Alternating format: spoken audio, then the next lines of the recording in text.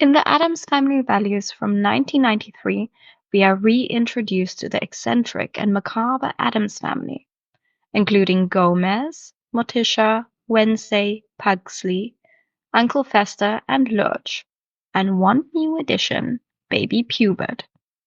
With the stress of the new baby, along with Wednesday and Pugsley acting up, Morticia and Gomez set out on finding a babysitter to help them out. And in walks Debbie. Debbie is actually the Black Widow serial killer, wanted for marrying and murdering wealthy men for their fortune. She discovers Uncle Fester has been missing for 25 years and sees him as her next victim. Debbie disguises herself as a nanny and uses this as a way to infiltrate the family and get closer to Uncle Fester. Although the style of the family members have cemented itself as a staple of modern pop culture, the biggest style icon of them all often gets overlooked. Today, we are going to be taking a look at Debbie Jellinsky. I feel like she is such an important representation of what it is to have a consistent character. She has some epic costuming in this movie, and I think the reason why this is emphasized so much in this film is because of the contrast of her costumes in comparison to the rest of the Addams family costuming. The entire family dresses very dark and demure, dresses in very similar, if not the same outfit, almost every scene of the movie. So there are a few key costume changes that I can think of, like this little swimsuit set that Wednesday and Pugsley wear when they're doing their swimming lesson at the camp. That's like iconic. But the rest of the film, it's pretty much the same costumes. They all have their look. And not to say it's bad, like I love it, it's iconic. But contrasting that with a character who has almost in every scene a different outfit that is iconic, and as the film progresses more and more colorful, or even her pure stark white outfit, it creates immediate visual contrast, adding on to her very almost like quirky type of overly positive, snarky personality that is very over the top in comparison to the rest of the family's very demure, like Wednesday just saying the most iconic lines, but with like a completely straight face. It creates like a very interesting effect on screen. So I've identified a few ways that really encapsulate how her character dresses so consistently and creates such an iconic look throughout the movie, even though she has almost a different outfit every time. So I'm going to be calling this character building. I don't know what you actually call this. But the first thing that really contributes to this character building is the silhouette of the outfits. So they all have a very similar silhouette. She has open V-shaped necklines, like that is mimicked in a lot of these outfits, like her little outfit that she arrives in the first scene, this white dress. I feel like it's so iconic that the first few outfits, or even at the end, she also has a few of the outfits are completely white or monotone. Later, she also has a pink outfit that is classic, like a peach. The design, the silhouette of the outfit, or the texture. And in most of these looks, the emphasis is not at all, you cannot see a textural difference. So the emphasis is entirely then on the silhouette and what it does for her body. So we have these open necklines that emphasize her décolletage, of course. We have these soft lapels on the tailored suiting that she has. We see a lot of sweetheart necklines recurring, like in the wedding dress, for example. This look at the end of the movie where she has this off the shoulder outfit. How iconic. This look that she has at the end with the off the shoulder look. We have a few off the shoulder looks. It creates a very feminine effect and it's incredibly beautiful. Then we also have a lot of outfits with this classic 90s pencil dress. shape, and the 90s did pencil dresses a little bit different than the other decades. So the pencil skirts were, did I just say pencil dress like 5 times? I meant pencil skirt.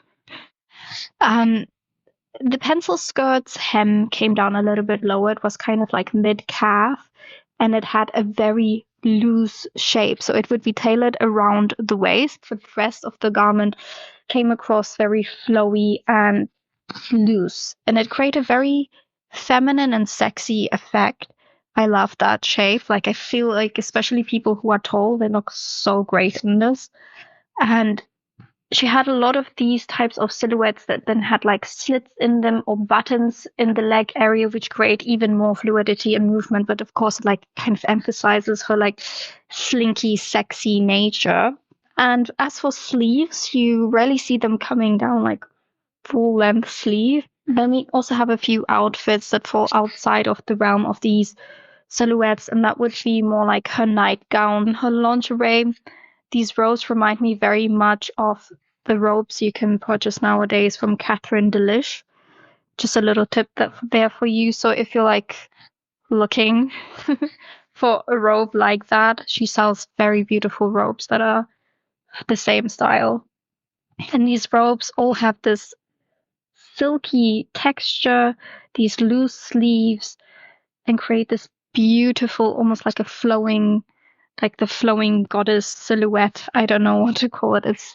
It's very beautiful. So the next way that I feel like they emphasize her consistent character styling throughout the film is through the colors that they use. So firstly, I would say if you think of Debbie Jellinsky, what's the color you think of? White. And they've really cemented that idea in our head by having her first few scenes only in white outfits. Like, I mean, white only outfits. Like, the bag is white, the shoes are white with like silver jewelry, kind of emphasizing that. But so very stark white outfits in contrast to this dirty Addams Family house. And at the end, coming kind of back to that full circle moment, having her at the end also in a white outfit, I feel like was iconic.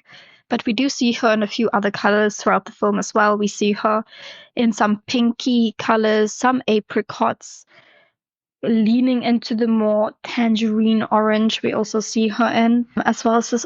They only had this scene for like 2 seconds, 3 seconds in the movie, and it's my favorite outfit.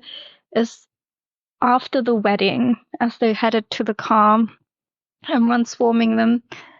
She has on this purple tailored suit. So, next point I would say is the accessorizing in this film. So, she wears a lot of silver jewelry. I would say silver is definitely more her color than gold. I cannot remember one look with gold in it. She wears a lot of silver jeweled necklaces, very simple. They're always like in the décolletage, and that is, I would say, from the point where she starts to seduce Fester to the point where she's married. She wears a lot more jewelry.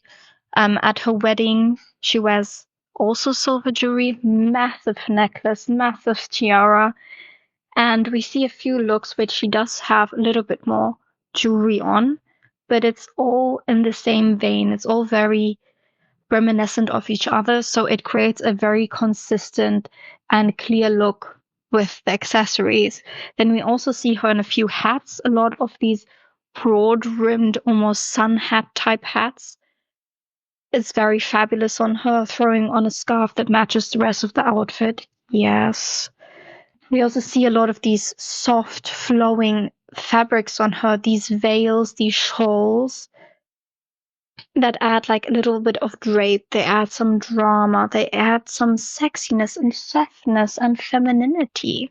And we also see a lot of these white belts. Like, there are a few iconic outfits in this movie with this white belt. Like, the outfit at the end. Have you ever seen something more sexy in your life? Come on. It creates this beautiful flowing effect, emphasizing the body instead of the garment itself. Like, I feel like that's what these outfits really do. They really lend themselves to her, almost her sexy, slinky nature by being so pared back. It's absolutely stunning. And lastly, let's talk about her styling that adds some consistency throughout the film.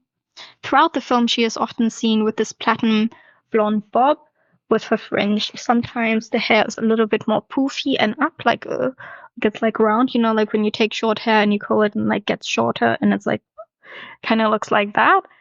It's very cute, and her fringe gets like a little bit more voluminous, but it's the same hairstyle overall, and I feel like it suits her so well.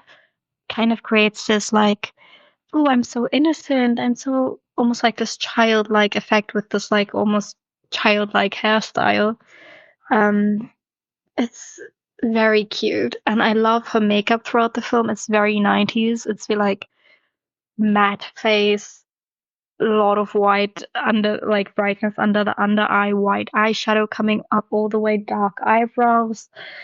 Um, but it's beautiful. It's absolutely beautiful. And I think by focusing on having the silhouettes consistent, the colors consistent, like the accessorizing and the styling be very consistent throughout the film, they're really able to cement her as this fashion icon because all of her outfits remind us of each other. All of our outfits make sense. And I think there's a lot we can learn from the way that they put together such an iconic character through having the styling be so consistent and kind of see what aspects of that we can add to our own style, not necessarily copying Debbie's style, but saying like, okay, what silhouettes do I feel like would suit me really well and that I want to echo throughout the different seasons of my wardrobe throughout the different years.